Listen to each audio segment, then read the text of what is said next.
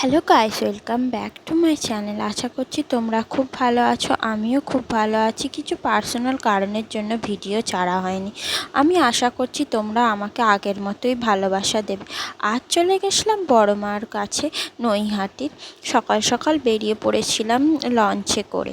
ফার্স্টেই তোমরা যাবে চন্দননগর, তারপরে চুঁচুড়া, তারপর ওখান থেকে ফেরিঘাট নিয়ে ওখানে চলে যেতে পারো। 8 টাকা টিকিট ফেরিঘাটের।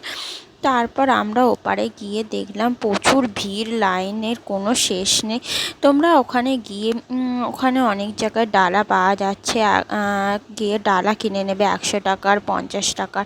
গিয়ে কিনে এখানে লাইন দিয়ে দাঁড়িয়ে থাকবে। তারপর আমি অনেকক্ষণ দাঁড়িয়ে থাকার পর আমরা মায়ের সাথে দেখা করতে পারলাম।